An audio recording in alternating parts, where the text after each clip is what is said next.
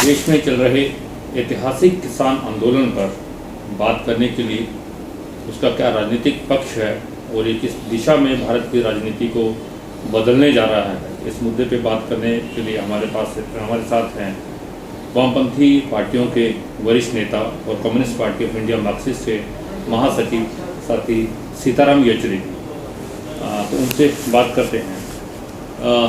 सीताराम, आप इस पूरे आंदोलन को, किसानों के आंदोलन को किस तरह से देखते हैं, क्योंकि पूरे विश्व में भी जनता के संघर्ष चल रहे हैं, उस संदर्भ में ये आंदोलन कहाँ पर खड़ा? देखिए, ये आंदोलन तो शुरू हुआ था किसान के सवालों पे और ये कृषि कानूनों के विरोध में।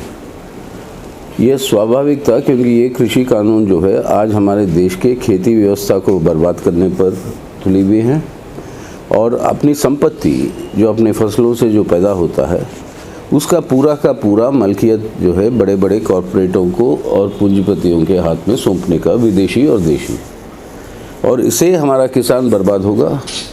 और ये चेतना जो किसानों के अंदर बड़े पैमाने पर उभरी और ये उभरने के चलते हुए जो पहले लगता था कि ये छोटा मोटा विरोध होगा, लेकिन अब जिस तरीके से ये व्यापक फैल गया है, ये साफ रूप से अब जो है जनरल लोगों का एक विद्रोह का रूप ले रहा है। और ये सिर्फ पंजाब और हरियाणा तक पहले जो प्रचार चलता था सीमित है नहीं, ये आज पूरे देश भर में हर जगह पर किसान जो है उतरे हुए हैं संघर्षों में और उनके साथ जुड़ा हुआ है मेहनत का समाज देश का, और मजदूर वर्ग के संगठन और खेत मजदूर के संगठन और पूरे मध्यम वर्ग के संगठन भी, सब उनके साथ अपनी सहानुभूति है, क्योंकि अन्नदाता आखिर है देश का रीढ़ का हड्डी। अब ये आखिर इस तरीके से व्यापक विरोध का रूप क्यों ले रहा? ये इसलिए कि ये किसान कानून जो लाए गए हैं, कृषि कानून, ये कृषि कानून अपने आप में एक अलग सी चीज़ नहीं है, एक पूरी की पूरी एक साजिश का एक चैप्टर है, इसके अंदर एक अंग है। और ये साजिश क्या है? आज दुनिया के अंदर आर्थिक मंदी है और ये संकट, आर्थिक संकट शुरू हुआ है इस कोविड महामारी से भी पहले। अपने देश के अंदर आर्थिक संकट गहरा था कोविड महामारी से पहले, अब और गहरा हो गया, अब अर्थव्यवस्था डूब ही रही है। अब ऐसे परिस्थितियों में पूंजीपति वर्ग अपना मुनाफा कैसे बरकरार रख सकते, कैसे वो अपने मुनाफे को बढ़ा सकते? तो उनको नए क्षेत्र चाहिए, नए मंडियाँ चाहिए, मार्केट चाहिए, ताकि वो अपने मुनाफों को बढ़ाते रहे। और इस महामारी में, इस पूरे 2020 के साल में, जब लोगों की बेरोज़गारी बढ़ी है, भूखमरी बढ़ी है, लाचारी बढ़ी है, ऐसे समय पर हमारे देश के बड़े बड़े पूंजीपतियों की, उनकी जो मुनाफे जो है और संपत्ति बड़े तेज़ी के साथ ऊपर उठी। मतलब क्या है? शोषण तेज़ हो रहा है, उस शोषण से उनका मुनाफे वो बना रहे। अब वो मुनाफों का रास्ता के लिए अब एक क्षेत्र जो बचा हुआ था वो था हमारा कृषि क्षेत्र। अब उससे कब्ज़ा करना है तो ये नए कानूनों को ले आना था, और जल्दबाजी में जो लाई गई बिना कोई चर्चा किए, पार्लियामेंट के अंदर ना चर्चा होने दिया, जो वोट डालने की मांग की उन लोगों को सस्पेंड कर दिया, एमपीओ को। तो ये अपने आप में बताता है कि ये मोदी सरकार जो है आज दुनिया के पूंजीपतियों के हाथ में और देश के बड़े पूंजीपतियों के हाथ में एक कठपुतली के रूप में ये पेश आ रही है। अब विरोध है, जन विरोध व्यापक इसलिए बन रहा है क्योंकि इस तरह की देश की संपत्ति को बेचना, लूटना, और इस लूट के साथ जो अधिकार है मजदूर वर्ग के हो या अपने किसान भाइयों के हो, इन सभी अधिकारों से उनको वंचित करना ताकि शोषण और तेज़ हो। और यही बात आज शुरू हुई है। ऐसा कोई पिंड नहीं बचा, कोई गांव नहीं बची पंजाब में जहाँ से जत्थे नहीं निकले। ये 1907 की पगड़ी संभाल जट्टा वो जो आंदोलन है उसके साथ इसका मुकाबला जो है आप देख सकते हो, जो उस तरीके की रुझान अपनाई हुई है। तो ये है इसके पीछे पूरा का पूरा साजिश, और इसीलिए आज हमारे प्रधानमंत्री महोदय भी अड़े हुए हैं। उनके लिए ये मतलब तलवार जो निकली बाहर वो वापस नहीं जाएगी कमान के अंदर। वो कहते इसको रद्द करने का कोई सवाल ही पैदा नहीं होता। अब हमारे किसान भाई भी अड़े हुए हैं, बिना रद्द किए हुए वो वापस नहीं जाएंगे।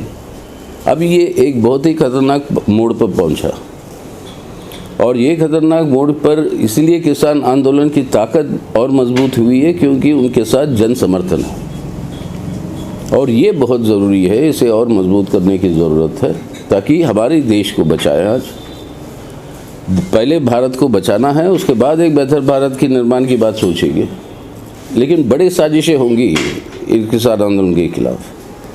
पहले तो कह चुके हैं कि ये खालिस्तानी है, उसके बाद आतंकवादी हैं, उसके बाद ये नक्सली हैं, ये अर्बन नक्सल है, टुकड़े टुकड़े गैंग है। आरोप लगाया कि वामपंथी पार्टियां और ख़ास तौर से विपक्षी पार्टियां जो है इसको प्रोत्साहन दे रहे हैं, जबकि एक भी राजनीतिक नेता वहाँ पे पहुँचा नहीं, और जानबूझ के नहीं गए, क्योंकि ये आंदोलन किसी के प्रेरित करने से नहीं हुआ।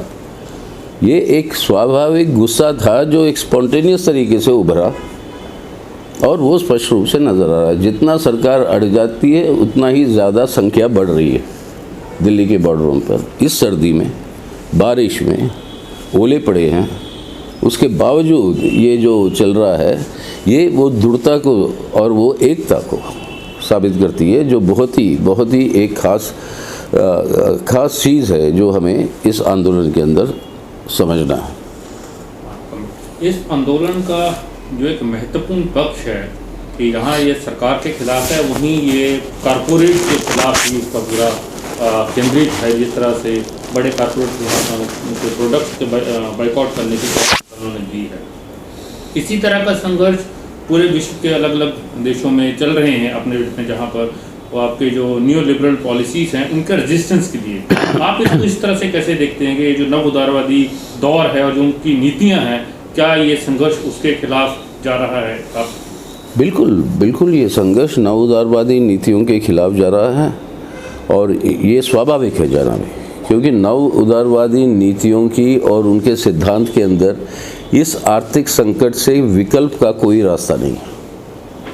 संकट से बाहर नहीं निकल सकती अर्थव्यवस्था नव उदारवादी नीतियों के चलते हुए, और जब तक वो बाहर नहीं निकल सकती उनका एक ही मकसद है कि मुनाफे बढ़ाना है पूंजीपतियों का, पूंजीपति व्यवस्था के मुनाफे बढ़ाना है। तो इसीलिए नए नए इलाके और नए नए क्षेत्र की ज़रूरत है जहाँ से मुनाफा बना सकते हैं। इसलिए अपने देश में क्या हो रहा है, वही हो रहा पूरे दुनिया के कई सारे पूंजीवादी देशों में, कि आपकी देश की संपत्ति बेची जा रही है, पब्लिक सेक्टर की निजीकरण हो रही है, श्रम कानूनों को रद्द कर दिया ताकि मजदूर आंदोलन ना बढ़े, और इस तरीके से अपने खादानों को आप जो है विदेशी और देशी पूंजीपतियों को सौंपने का निर्णय लिया, और वो हो रहा है। यानी कि ऐसा कोई क्षेत्र नहीं बचा मोदी साहब के सरकार के चलते हुए जहाँ पर निजी पूंजी को पूरा का पूरा व्यवस्था और खुलेआम सरकार की समर्थन है कि लूटो आप। तो इसके विरोध में बहुत बड़े आंदोलन हुए, खास तौर से किसान दर्दों में। आपके लैटिन अमेरिका से लेकर अगर आप देखें ब्राज़ील में, या आपके यूरोप के अंदर, दक्षिणी यूरोप के देशों में जहाँ पर खेती अभी भी काफ़ी महत्वपूर्ण है, फ्रांस जैसे विकसित पूंजीवादी देश में किसान जो है सड़कों पर उतर आए हैं, और ये भी वही एक हिस्सा है ये नव उदारवादी नीतियों की शोषण के खिलाफ। और ये हम समझते हैं कि अंतर्राष्ट्रीय एकजुटता तो होगी ही होगी, लेकिन सवाल है हर देश के अंदर उनकी जो हुकूमत है, उनके जो सरकार हैं, उनके जो शासक वर्ग हैं, उनके खिलाफ इस आंदोलन को तेज़ करने की आवश्यकता है, और हम समझते हैं कि वो हो रहा है। पहले ही बोल चुके हैं कि इसके अंदर कोई राजनीतिक पार्टी का नेतृत्व नहीं है, जनता का आंदोलन जो बन गया है। पर आप एक राजनीतिक पार्टी के अगुवा होने के नाते इसके क्या राजनीतिक परिणाम देखते हैं, क्या चेंजेस होने जा रहे हैं, पॉलिटिकल आउटकम्स इसके? निश्चित रूप से होंगे। अगर आप अपनी ही इतिहास ले लो, दुनिया की छोड़ो, बाकी देशों की छोड़िएगा, अपनी ही इतिहास लीजिए। अब पूरे की जो संपूर्ण क्रांति का नारा जब जयप्रकाश नारायण का आया था, इमरजेंसी की लगी, इमरजेंसी के खिलाफ हमारी पीढ़ी मिलकर लड़ी थी, और वो लड़कर फिर देश के अंदर जनतंत्र की व्यवस्था को वापस ले आए। वो शुरू कैसे हुआ? वो शुरू हुआ छात्र आंदोलन नवनिर्माण मूवमेंट था गुजरात में, भ्रष्टाचार के खिलाफ। वो था भ्रष्टाचार के खिलाफ एक आंदोलन चल रही थी बिहार में। जड़ तो वो थे, जड़ तो लोग और आम आवाम सवालों को उठाकर वो सामने ले आए समाज के सामने, जब उसके राजनीतिक परिणाम जो है शुरू हुए हैं। और उसी तरीके से अब आप देखिए 22 पार्टियां हैं आज देश के अंदर जो इस किसान आंदोलन के समर्थन में एकजुटता दिखाया। और इसके अंदर ऐसे भी ताकतें हैं, तत्व हैं जो अक्सर राजनीतिक पैमाने पर ये आपको नज़र नहीं आते इकट्ठे, लेकिन इस सवाल पर हुए। समाजवादी पार्टी हो, आरजे आपका राष्ट्रीय जनता दल हो, या आपके तृणमूल कांग्रेस से लेकर डीएमके दक्षिण में, या आपके एनसीपी और शिवसेना आपके यहाँ पर, और जो सहयोगी है बीजेपी के सबसे पुराने सहयोगी एनडीए में शिवसेना, अकाली दल, ये छोड़ गया। और जितने भी आपके ये मुख्यमंत्रियां हैं कुछ राष्ट्रों में जो ढुलमुलापन दिखाते थे ये केंद्र सरकार की तरफ, और जिन्होंने इसी कानूनों की समर्थन की पार्लियामेंट में जब आए, वो सरकार है जब आपका दिसंबर 8 तारीख का भारत बंद का नारा उठा, उस भारत बंद के लिए वही सरकार है पूरी की पूरी तरीके से अपने आप प्रोत्साहन दिए हैं कि बंद को ठीक होने दें। आंध्र प्रदेश की सरकार, उनकी पार्टी जो है पार्लियामेंट के अंदर समर्थन कर रही थी इन कानूनों का।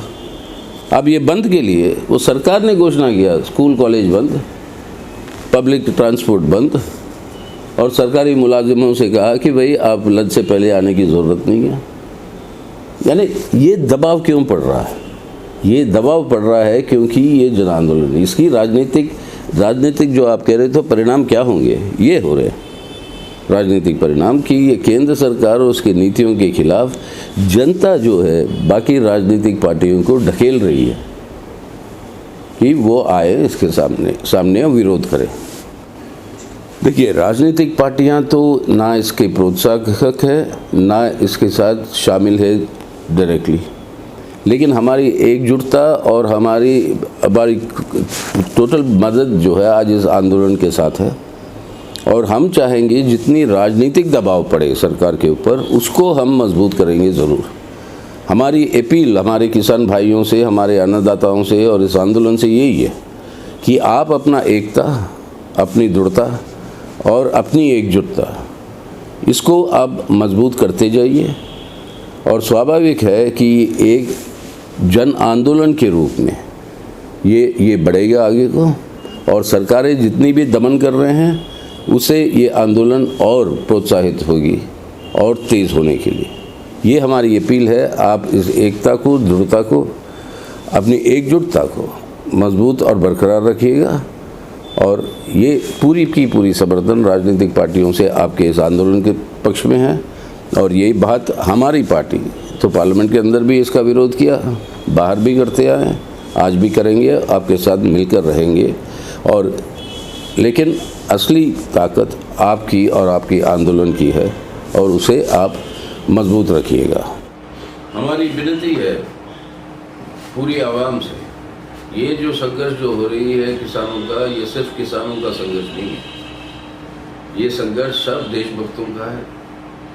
सब जो चाहते हैं भारत का हित और भारत की आर्थिक आज़ादी, और ये हमारा सबका दायित्व है, जिम्मेदारी कि किसान भाइयों के साथ हमारी एकजुटता तो ज़रूर है, लेकिन साथ ही साथ हमारी भागीदारी कि इस संघर्ष में कि आज भारत को बचाना है ताकि आने वाले कल को एक बेहतर भारत का निर्माण करें। और ये अपील हमारी जनता से, आवाम से है कि वो भी आइए आगे बढ़कर हम अपने भारत को आज बचाने के लिए, ताकि एक बेहतर भारत